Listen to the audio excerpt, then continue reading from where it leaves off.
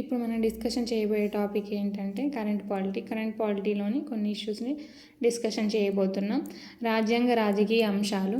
భారత రాజ్యాంగం Dogri version first edition April 10, 2023 భారత రాజ్యాంగం కేంద్ర న్యాయశాఖ మంత్రి కిరణ్ రిజిజు విడుదల చేశారు. భాషా వైవిధ్యాన్ని మరియు వారి యొక్క మన దేశ సంస్కృతిని ప్రోత్సహించడం కోసం, వారి వారసత్వాన్ని ఇంకా పెంపొందించడం కోసం ఈ కార్యక్రమాన్ని చేపట్టారు. ఈ డోగ్రీ వర్షన్ ఏ ప్రాంతం వాళ్ళు మాట్లాడతారంటే జమ్మూ అండ్ కాశ్మీర్లో ఉండే ప్రజలు మాట్లాడతారు. ఈ భాషని 22వ అధికారిక భాషగా గుర్తించారు ఇండియన్ కాన్స్టిట్యూషన్లో. అండ్ దీన్ని 8వ షెడ్యూల్లో ప్రవృతించారు. ఇప్పుడు మనం డిస్కషన్ చేయబోయే టాపిక్ ఏంటంటే కేరళలోని కొల్లం డిస్ట్రిక్ట్ ప్రాంతం గురించి మనం డిస్కషన్ చేయబోతున్నాం. దేశంలోనే మొట్టమొదటి రాజ్యాంగ అక్షరాస్యత జిల్లాగా గుర్తింపును పొందింది.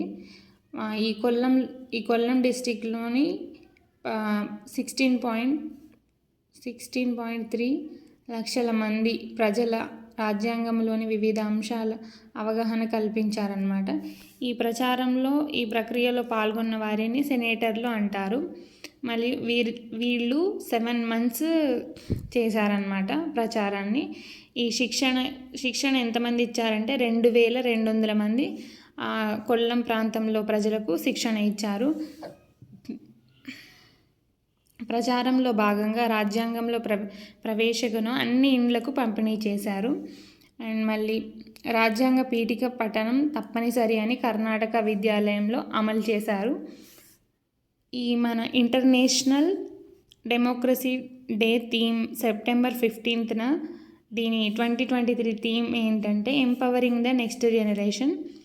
అండ్ మళ్ళీ ఒడిస్సా ప్రవేశిక అహింస అనే పదాన్ని జోడించాలని అన్నారు, కానీ పార్లమెంట్ నిరాకరించింది.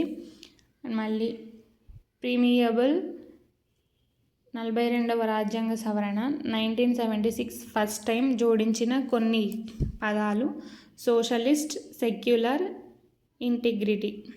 Thank you.